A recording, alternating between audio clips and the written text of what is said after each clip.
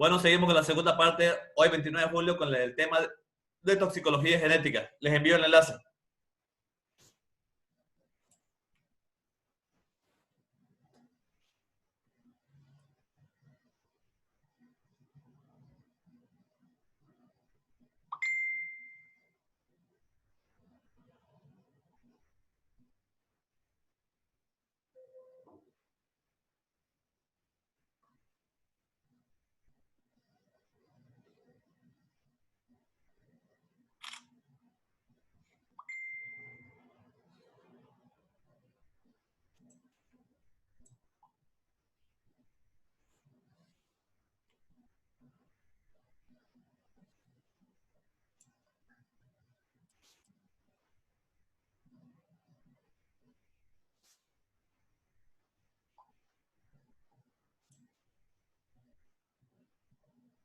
Un momento, por favor.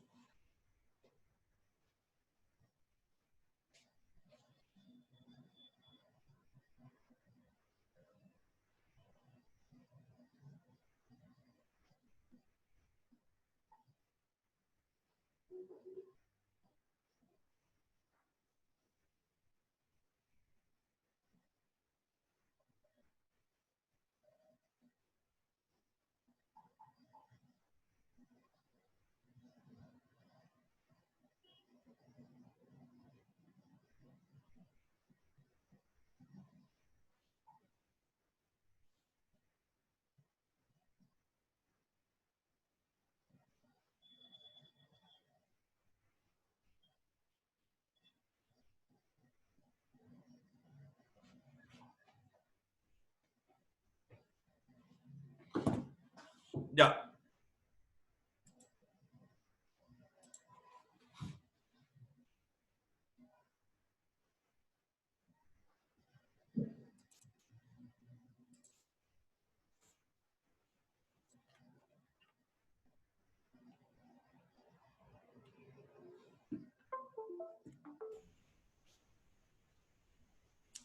Entonces, toxicología. La toxicología, como les dije, es la ciencia que estudia los efectos de distintos xenobióticos sobre la salud. Ambos, la función de lo que significa genética y toxicología, ¿a qué se refiere?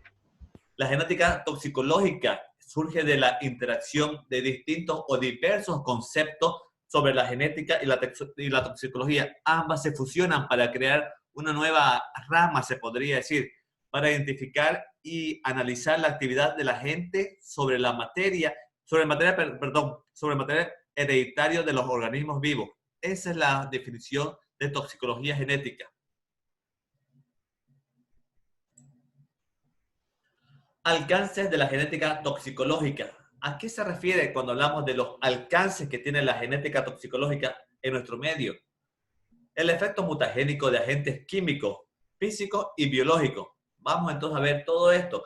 Vamos a ver también las consecuencias en los ecosistemas, en el ambiente, en los seres vivos y en la salud humana. Cómo nos afecta a todos. Cuando me refiero a todos, me refiero a todos. Como eso dice aquí, medio ambiente, ecosistema, seres vivos. Cuando decimos seres vivos, somos todos, personas y animales, salud humana.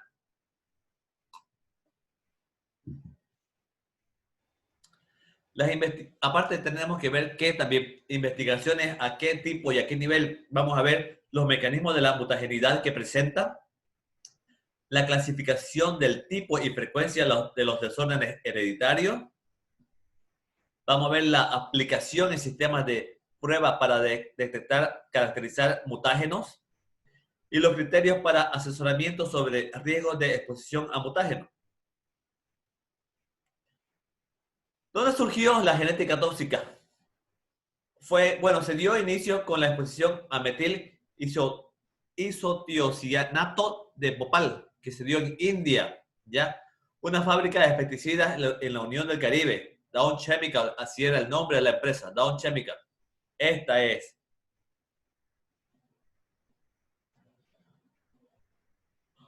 Surgimiento de la genética toxicológica. Bueno, trae consecuencias de la tragedia, obviamente, como ven en la imagen, mutaciones, lesiones parto, cómo entierran a las bebés, a las personas, los agentes, las empresas que causaban, que era la Dow Chemical. Y aquí vemos todas las partes que ya hay cuando acude el personal de salud a atender a estos pacientes. ¿Cuál es la repercusión mundial? Obviamente causó gran impacto a nivel mundial esto. Como ven aquí en la revista Time, dice India en desastre. The Night of Death, la noche de la muerte. A Global Worry, una pandemia mundial, una enfermedad mundial, digamos. Vemos cómo aquí ponen estos carteles. Wanted by the Federal Court by Homicide. Warren Anderson. Warren Anderson es el presidente de Charman Junior Caribe. Este se lo busca por el asesinato, por estas pesticidas que se dio. Ya viven todas las protestas que hace la gente en India. ¿Cuáles son los principios de la genética toxicológica? ¿A qué se debe? ¿Cómo inició? Pues el principio era establecer la relación causa-efecto entre la acción de ciertos agentes y la consecuencia no deseada o inesperada. Se ven tres áreas conceptuales en este sistema: la mutagénesis, la carcinogénesis y la teratogénesis. Pregunta de examen: ¿cómo la puedo hacer? En opción múltiple, nombre o señale lo incorrecto de los principios de la genética toxicológica de acuerdo a sus tres áreas conceptuales. Señala lo incorrecto. Yo voy a poner mutagénesis, carcinogénesis, oncogénesis y teratogénesis. La respuesta incorrecta sería ¿cuál? Oncogénesis. Pero les estoy confundiendo porque todas terminan en génesis. Ahí es donde yo trato de emborracharle las perdices, podría decir un término, para que ustedes se den cuenta. Y si ustedes lo leyeron bien, estudiaron bien y lo recuerdan bien, créanme, se van a dar cuenta que oncogénesis no tiene nada que ver en esta parte. Mutagénesis, definición y clasificación. La mutagénesis, ¿a qué se refiere? A la inducción de cambios hereditarios, mutaciones en el genotipo de una célula como consecuencia de alteraciones o pérdida de genes o cromosomas o parte de ellos, ¿ya? Puede ser transmisible o heredable a la descendencia. Unidad genética con capacidad de mutar, que es el gen. Y la consecuencia de esta, obviamente, termina en la enfermedad genética. Carcinogénesis. ¿A qué se refiere cuando hablamos de carcinogénesis? Vamos a ver en este tema la definición y la clasificación. Cuando hablamos de la definición, vamos a ver la mutación del material genético de células normales. Todas nuestras células que están normales, sanas, se podría decir, cuando las exponemos a cambios bruscos, me refiero a agentes tóxicos, químicos, al dolor, a estrés, traumatismo, intoxicaciones, todo eso, después de todas esas cosas que sufrimos, pues terminamos como Deadpool, tranquilamente así terminamos, convirtiéndonos en un mutante. Eso es la carcinogénesis. Equilibrio es la proliferación y muerte celular. Entonces, el equilibrio, ¿a qué se refiere el equilibrio? Es el equilibrio alterado cuando ya se forma un tumor, una neoplasia se podría decir, donde en este sentido vemos dos categorías de genes que se ven afectados. Uno es el oncogenes, dos es el gen supresor de tumores, ambos regulados por la proteína P53, ¿ya? Pregunta de examen. Falso o verdadero. Cuando nos referimos de la carcinogénesis, tenemos dos categorías de genes que se ven afectados. Una es el oncogen o los oncogenes. Dos, protooncogenes. Respuesta falso o verdadero. Obviamente falso, porque solamente tenemos los oncogenes y los genes supresores de tumores. Es así como yo les voy a emborrachar. ¿Cuál es la estandarización IARC?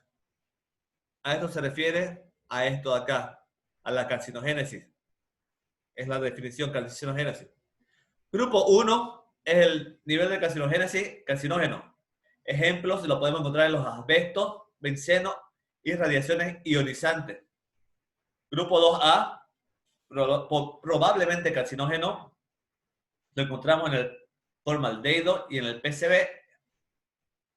Grupo 2B, posiblemente carcinógeno. Lo encontramos ¿dónde? El estireno. El grupo 3 es un grupo no clasificado que lo encontramos en un ejemplo de antraceno y la cafeína. El grupo 4, que es no carcinogénico, el caproplactama. Teratogénesis ahora. Definición, clasificación y definición. Entonces, es el daño inducido sobre el organismo en desarrollo o estado embrionario. Estado embrionario.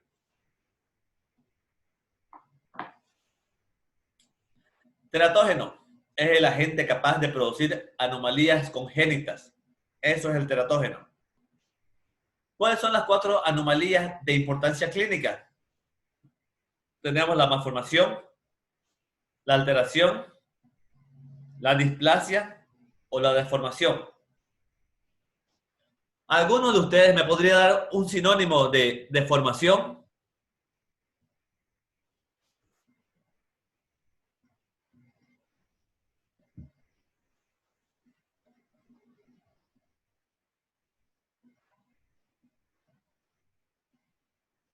¿Alguno de ustedes me puede dar un sinónimo de la palabra deformación?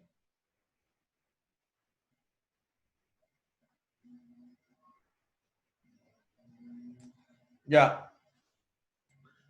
Si no la saben, piénsenla, porque puede ser que en el examen yo ponga las 4, pero en la parte de deformación puede ser que no ponga deformación y le ponga la palabra en sinónimo.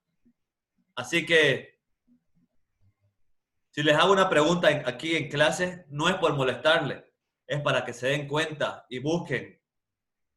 Así que yo no voy a poner la palabra deformación, o puede ser que no ponga displasia, o puede ser que no ponga malformación y ponga un sinónimo de una de esas.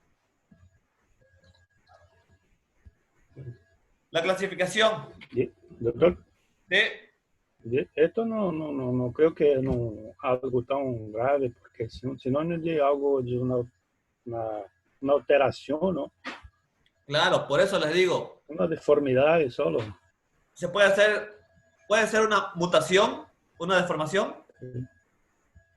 Se llama aberración cromosómica, también puede causar ahí una deformación. Claro, por eso te digo, eso podías haber respondido. Sinónimo, alteración cromosómica. Perfecto, pero nadie respondía. A eso es lo que yo me voy. Si nadie responde, pues respondo yo. Pero si uno responde, yo me quedo calladito. La clasificación entonces, en la categoría A, tenemos las mujeres que no demostraron riesgo total en ningún trimestre del embarazo. Acuérdense que afecta mayormente también al feto, a la parte embrionaria, ¿ya? Entonces, no existe un daño fetal en esta parte de la categoría A. En la categoría B, no existen estudios controlados en mujeres embarazadas o estudios en reproducción animal que demuestren efectos adversos. Entonces, tenemos la disminución de la fertilidad y no hay riesgo fetal en esta parte.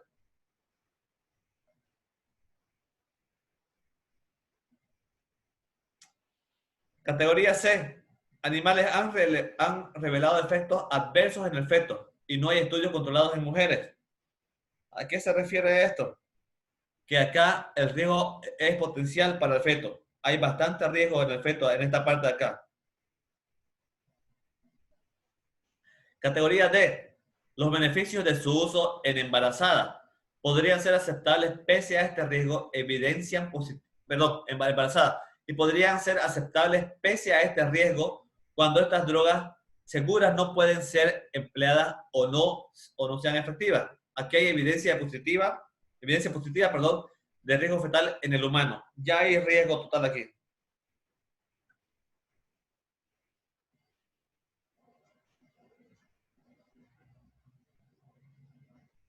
Categoría X. Estudios en animales y humanos han demostrado anomalías fetales.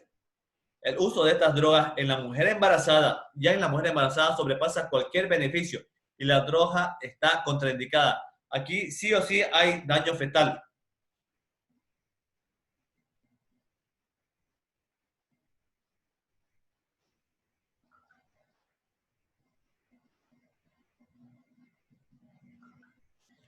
Evaluación genotóxica. Aquí en la evaluación genotóxica nos referimos y veremos que análisis de mutágenos mediante pruebas biológicas, estimación a corto plazo de consecuencias in vivo o in vitro, ¿ya? Y niveles de evaluación de procedimentado. Voy a ampliar la pantalla para que puedan ver bien las imágenes. Perdón.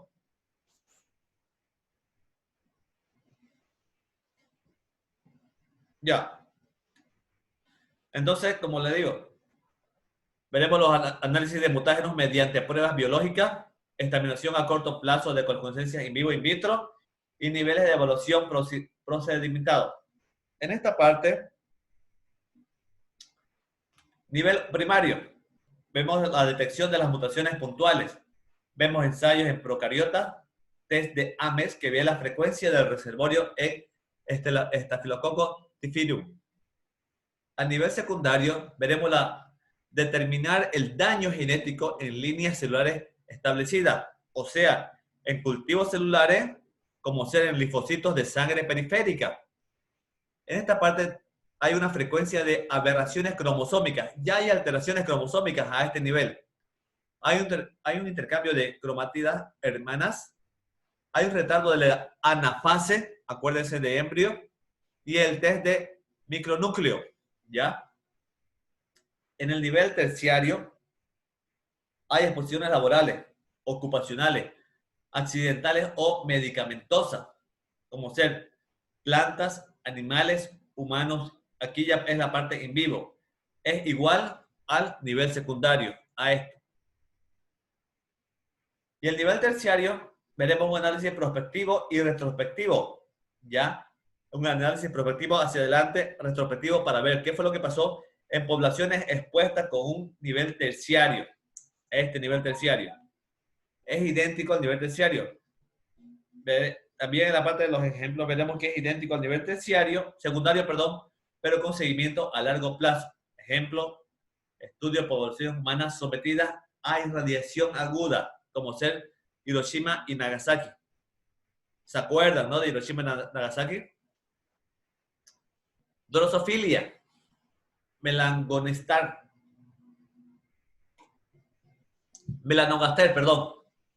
modelo de mutaciones y recombinogénesis. Es la herramienta para exploración desde procesos celulares básicos hasta la base molecular de enfermedades como cáncer, Alzheimer, Huntington y Parkinson. El 75% de enfermedades genéticas tienen secuencias en común con genes de melanogaster. Ensayos de nivel 3 ven los eucariotes con organización genética y cromosómica similar a la humana. Mejor extrapolación, el hombre, que más afecta a esta zona. El tiempo de generación que tiene esta es corto, de 10 días a 25 aproximadamente. Tiene carácter morfológico controlado genéticamente de fácil detección. Tranquilamente se lo puede observar en microscopio si lo sabemos manipular bien. Tiene una gran disponibilidad de mutantes y cepas bien caracterizadas. Cuando se las observa ya in vitro, en vivo, se puede observar claramente cómo se da la mutación y las fases que tiene esta. Medio de cultivo económico e instalaciones sencillas. Hay una facilidad de crianza de gran número de individuos. La posibilidad de tratar a adultos y a larvas también se puede dar. Hay diferentes vías de administración según las características del compuesto a probar. Entonces aquí tenemos modelo de mutagénesis y recombinagénesis. Drosofilia de melanogaster. El ciclo de vida tiene un ciclo de vida de 120 horas. Aquí está cómo da la larva, cómo crece, todo eso, 120 horas. Macho y hembra de drosofilia. Diferencias en peine sexual, ¿ya? Aquí está el masculino y el femenino. El peine sexual se podría decir, ¿ya? Y en la forma y color abdominal. Obviamente la barriguita ya es la que lo diferencia también. Cariotipo 2N igual 8. Tienen 3 pares de autosomas, 2, 3 y 4. Y tienen un par de cromosomas sexual, XX y XY. Son mutaciones letales recesivas. Son mutaciones letales dominantes. Son mutaciones visibles. Son translocaciones. Presentan pérdida y ganancia de cromosomas. No disminuyen. No hay disyunción cromosómica, o sea que no se separan una de estas, no se rompe la alteración cromosómica que tienen. Y hay una mutación que es una recombinación somática, que es lo que se da mayormente en esta zona, ¿ya? Siguiendo con el tema de la drosofilia y melanogaster, ¿a qué nos vamos a referir ahora?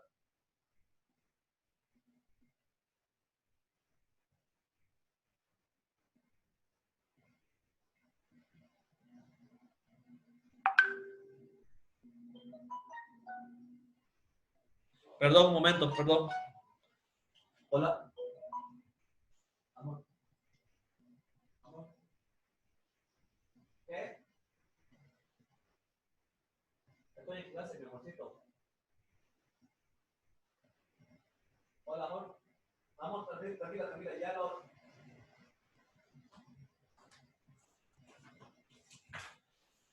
Van a disculpar, llamada al hospital, lo siento. Entonces, tenemos pruebas letales recesivos ligados al sexo, ¿ya? Que es la SLR. Mutaciones recesivas ligadas a cromosomas X en línea germinal. Tenemos genes marcadores como ser los cromosomas tratados de los no tratados y 2 generaciones y en F1 10.000 cruzamientos individuales.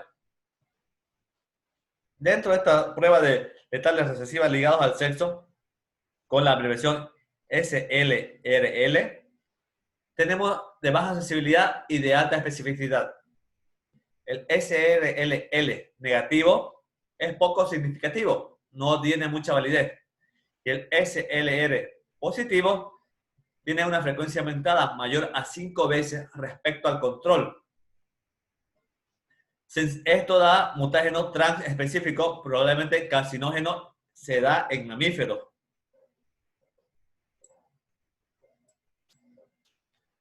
Sensible para mutaciones letales, inducción génica de elección o aberraciones cromosómicas.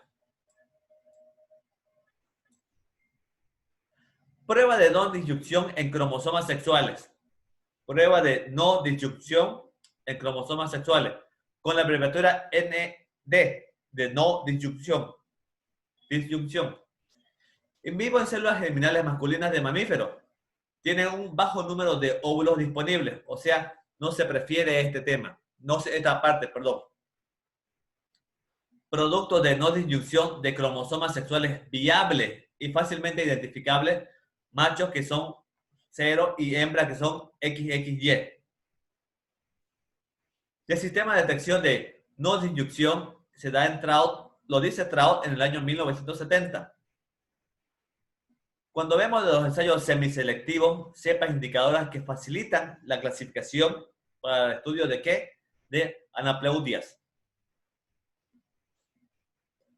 Drosofilia melanogaster. Seguimos con la prueba de mutación y recombinación somática, esta vez ya con la abreviación de SMART. Es esto de acá. Somatic Mutation Recombination Treated. Esto significa prueba de mutación y recombinación somática.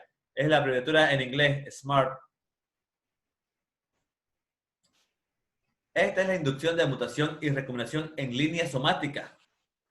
Los efectos de modulación y o autoantimutagénesis, ¿ya? Tiene dos pruebas validadas, que son las manchas MWHFLR en ALAS, que son 400 químicos, y las manchas white/white, que se dan más en ojo, que son 220 compuestos. Son de alta sensibilidad y son a bajo costo. Son de dosis múltiples, diferentes protocolos y diferentes cepas. Y aquí vemos todas las cepas que tiene, todas las mosquitas que estamos viendo acá. Polimorfismo genético y toxicidad. La farmacogenética, que lo dice Vogel en 1959, habla sobre factores, habla sobre factores genéticos, fuente de variación. Polimorfismo en sistema isoenzimático citocromo P450. Aquí vemos que hay la aparición de un gen y de su producto, ya que es la proteína en sí, donde la variante menos común tiene frecuencia poblacional de al menos 1%. 30% de los genes humanos presentan polimorfismo. Fenómenos tóxico-cinéticos de ADM, receptores y reacciones bioquímicas por unión del xenobiótico, y mecanismos de reparación. Cuando vemos la detección en laboratorio, lo vemos mediante ¿qué? Técnicas inmunológicas, técnicas de electroforesis, perdón un rato, no. Técnicas bioquímicas y técnicas de secuencia y clonación. Estos grupos enzimáticos, estos se ven en grupos enzimáticos en enzimas eritrocitarias, en proteínas plasmáticas y en el antígeno HLA. Perdón. Ay, ¿dónde estoy?